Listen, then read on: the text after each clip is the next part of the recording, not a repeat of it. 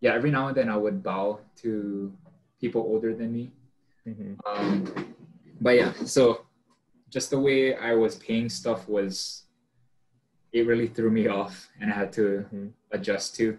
But yeah, going back to like the age difference and all that, that really makes I mean, age difference is pretty huge in Korea. So Right. um, yeah, like anyone older than you, there's a certain way you call them. So like, for example, like and someone like a guy who's older than me, I would call Mm-hmm. him Hyung, Right. or like a woman that's older than me, like a girl that's older than me, Nuna. Um, yeah, I mean, I would try to, for me, I wanted to learn the culture, so I tried to adapt to it Right. um, as a foreigner, just because, yeah, it's a once in a lifetime opportunity to live in Korea. So why Mm-hmm. not immerse yourself into it?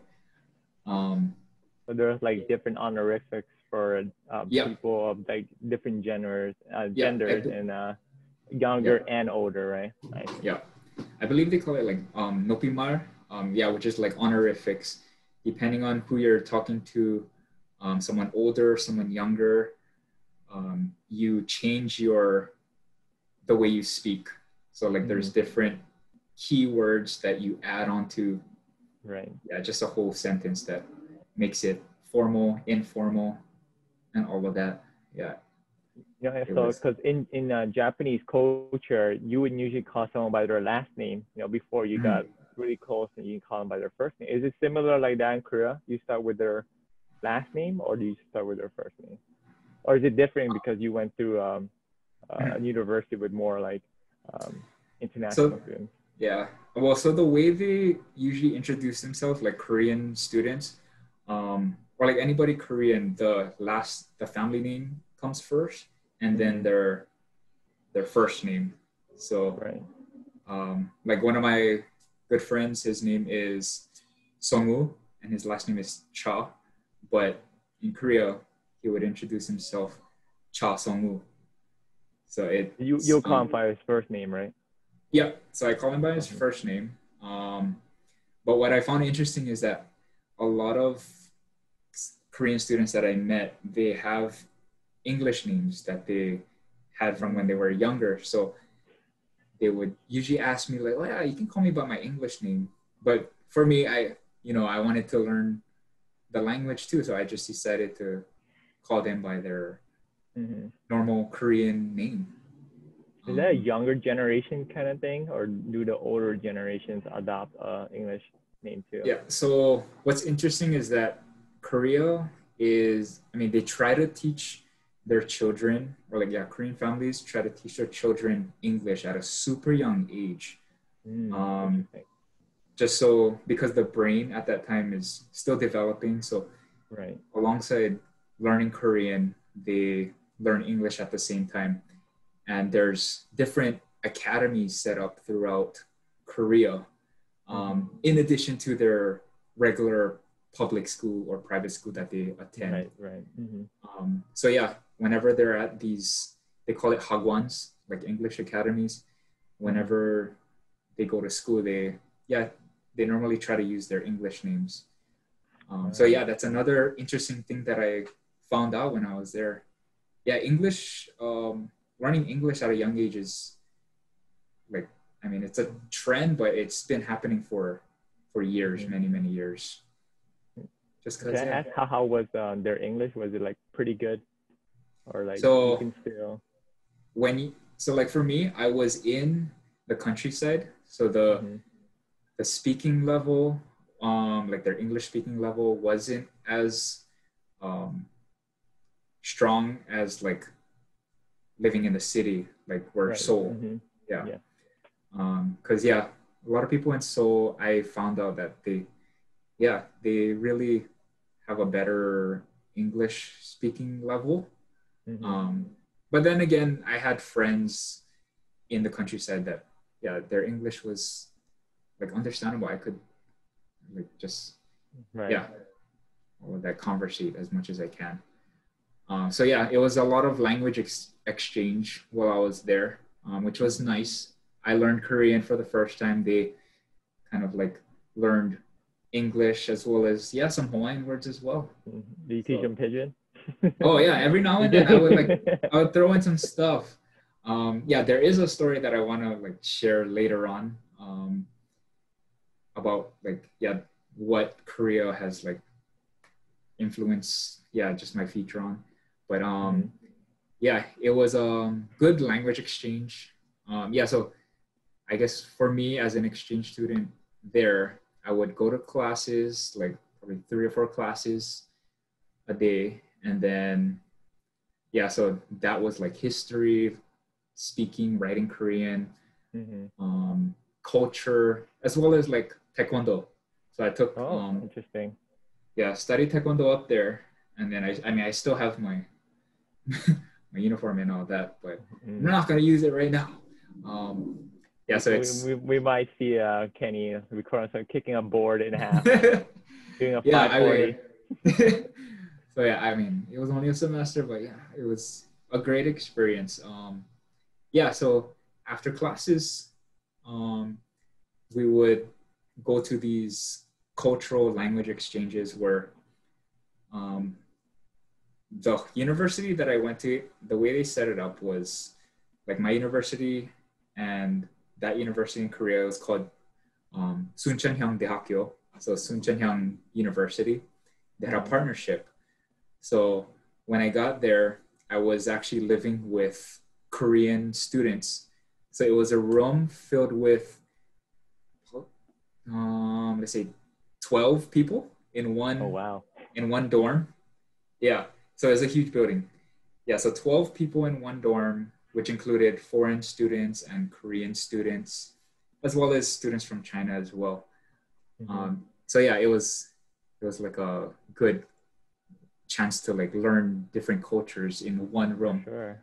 My roommate was Korean, so we just kind of learned more about each other, and like his English level was, not so good, so it was good to see the evolution of it from like the beginning of the semester to the end. Right. And from there, you just build the relationships. You have your own differences, and you just come together and just share as much like what we do now. So I have to ask, a lot of my friends that do study abroad, they tend to do quite poorly in school because, all they want to do is just have fun, especially in Korea, which is very well known for their party culture, especially more in Seoul, where soju bars is like super, super cheap. And it is the culture to drink a lot, right? And to party pretty hard. Yeah. So were you a study student, or did you like lax off a little bit just to like enjoy the culture and have some fun? Yeah. Well, first off, it's like Korean culture. They love to drink, and they have some high energy. It was interesting because at that time I was 20 years old in Korea, and I was there like a couple weeks before I turned 21. So in America, you're like old enough to, when you're 21, you're old enough to drink. But when I went to Korea, I was already old enough to. Really? What's the age there? 20. Yeah. Oh. Yeah. So when I was there, I knew I was there to like study and all that, but I was also having fun at the same time. So for me, I had a good balance between both. Every now and then we would, especially like the beginning of the semester where you're like just meeting new people. You just gotta have fun, and the university itself would host these events, these huge events like music concerts, where there's tents set up with just alcohol, like food, just like everybody, just the camaraderie of people, just you can just feel the excitement and energy from everybody. It's just positive anywhere. And Korean Coachella. It was kind of like that. So it was nice to experience all of that. But I tried to balance both my studying as well as my party, adventurous yeah, experience there. And yeah, so it was, yeah, it was like a new experience for, yeah, not just me, but like any other foreign student. Do you have a memorable party story that you still Oh, remember? yes. Yes. Okay, the drinking culture in Korea is very different from America, to the point where, yeah, like when they drink in Korea, it's hilarious. You have these games set up, but yeah, I gotta tell you about like my 20 my 21st birthday. So yeah, just just kind of like long story short, there's this specific shot you get when you're 21 or Mm-hmm. you're 20, and then there's this picture, and then there's like people around you gather. So the goal is to put whatever in the pitcher on top of like soju and beer, Mm-hmm. all of that. And then the fact that it was my birthday, I would have to drink a shot of anything that was in there. So that Right. was like my very first experience with drinking culture in Korea. I don't know what bizarre um, thought they had of that. It was just like um, yeah, drinking culture is it's high energy. There's games involved. Scott, we go to like these outings and we Mm-hmm. play these games and all that. So it's Yeah, make the tornado with the yeah, and hit it with your elbow and yeah. makes the drink tastier, Yeah. right? Um, but yeah, on top of that, it's just like just the camaraderie of people, as I mentioned. Mm-hmm. Um, that was like the biggest highlight of the whole experience, just building relationships and um, yeah, that would last years and years and years. Yeah, even today, like Mm-hmm.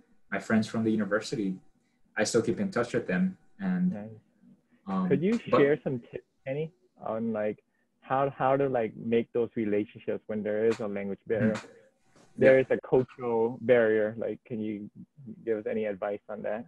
yeah, just don't be afraid.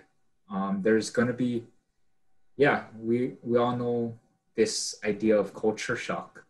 Mm-hmm. Um, so for me, I was yeah, I mean, I was a little bit shocked about just the whole etiquette and all that, but language and all that, it's yeah, nobody's perfect. It's like you practice and you learn from Mm-hmm. those experiences. So yeah, that's why like it took me years to learn Korean and all that. Do you remember what you